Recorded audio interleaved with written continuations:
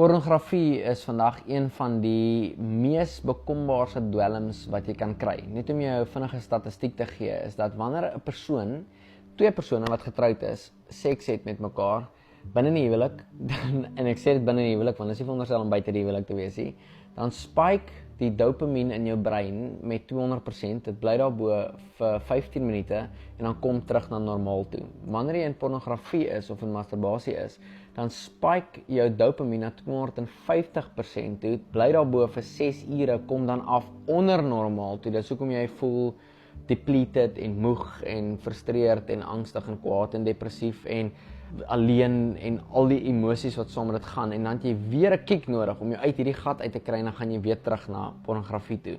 En jy dink jy doen dit in die geheim waar niemand dit sien of weet daarvan nie, en dat jy niemand seermaak daar buitekant nie. Maar bewyse in statistiek sê ook dat jy 66 mense direk negatief beïnvloed wanneer jy in enige vorm van verslawing is. Nou ek steek vandag my hand op om te sê, ek was verslaaf aan pornografie gewees, en in 2017 het ek gegaan na 'n plek toe waar iemand my genooi het vir bediening. En die aand voor die tyd val ek terug in pornografie in, en ek huil myself die hele nag deur en bid en sê vir die Here, ek weet nie meer hoe ek kan voortgaan soos wat ek voortgaan nie, want hierdie is die een area in my lewe waarin ek sukkel. God het my vrygemaak van drank, hy het my vrygemaak van vloekwoorde, hy het my vrygemaak van dwelms. Ek was heavy op kokain gewees, het my vrygemaak van sigarette, vrygemaak van dagga, vrygemaak van alles, behalwe die een area. En het my vrygemaak van dit, want die Bybel sê, as God jou vrymaak, maak jy werklik vry. En ek glo vandag my hele hart dat God jou vrymaak, maar ek en jy is die persoon wat teruggaan na daai ding toe, want ons het 'n keuse. Dat die Heilige Gees in ons het ons regtig bemagtig en bekragtig om nee te kan sê, maar ons gee in vir daai urges wat ons het, en wanneer ons 'n swak oomblik of 'n slegte dag het en ons voel alleen en niemand gee om oor ons nie, en ag, my vrou wil my nie vry nie, so ek sal myself my help want ek het 'n uitlaat nodig.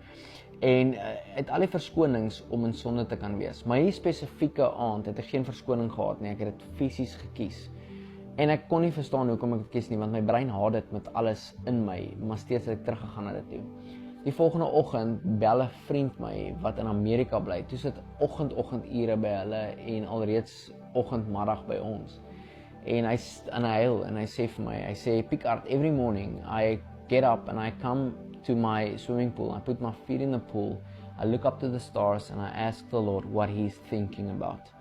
And this morning, as I am sitting by my swimming pool with my feet in the water, I'm looking up to the stars and I'm asking God, what are you thinking about? And the Lord said, I'm thinking about Picard. So I looked at him and said, God, but there's only Picard, one Picard that I know of, and he's in South Africa.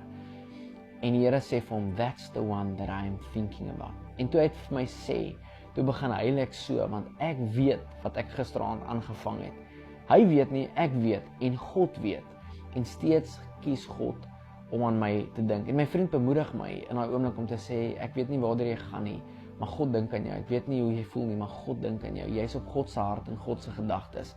En God is tevrede met jou. En ek het so gehuil, want ek was nie tevrede met my nie. Ek het myself gehaat, ek het myself nie lief gehad vir daai spesifieke area van my lewe waarin ek so gesukkel het. En ek wil vandag vir jou sê, God dink aan jou, in jou diepste seer, in jou diepste sonde, in jou vuilste, swakste oomblik, in jou diepste shame, in jou diepste depressie, in jou diepste angs, in jou diepste haat, kwaad en onvergifnis. Dink God aan jou, jy is op sy gedagtes. Jy is op sy gedagtes gewees toe Jesus na die kruis toe gegaan het. Die Bybel sê that we were the joy set before him. That's why he endured the cross and the suffering of the cross.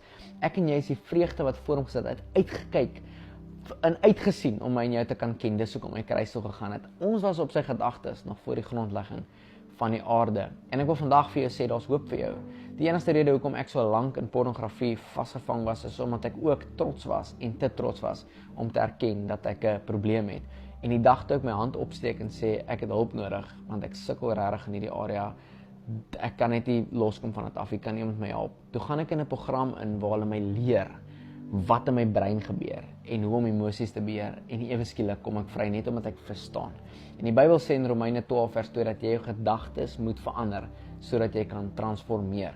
En ek wil vandag vir jou bid, en dan sal ek ook hier onder in die comment section al die inligting los wat jy nodig het vir mense om te kontak indien jy enige hulp nodig het en enige vorm van verslawing. Het sy dit pornografie, het sy dit alkohol, het sy dit dwelms, het sy dit sigarette, het sy dit enigiets is. Want wanneer jy in daai verslawing bly, dan het jy 'n negatiewe impak op 66 mense rondom jou, al dink jy het nie. Jy maak mense seer deur in daai ding te bly. En ek weet, want ek het eerstehandse ervaring in dit. Vader, ek dank U vir elke persoon wat hier geluister het en elke persoon wat gekyk het. Elke persoon wat dalk sukkel met verslawing of nie heeltemal verstaan hoe dit werk nie. Miskien sê hulle, maar ek het al 1000 keer Here gevra om my te vergewe. En Vader, ek dank U dat U die God van 1000 tweede kansse is. Dat U vandag vryheid sal bring vir elke persoon wat hier luister, elke persoon wat hier kyk. En ek weet U is die God wat bonatuurlik ook vrymaak. U het my bonatuurlik vrygemaak van alkohol, dwelms, van elke vorm van verslawing en tog het ek teruggeval in die een ding wat ek die meeste gehaat het. Maar U kan bonatuurlik vrymaak en in Jesus naam bid ek dat mense nou bonatuurlik sal vry raak van alles wat hulle vashou. Maar Vader, ek bid dat as hulle nie vrykom nie, dat U in hulle harte sal werk om uit te reik en te sê ek het hulp nodig.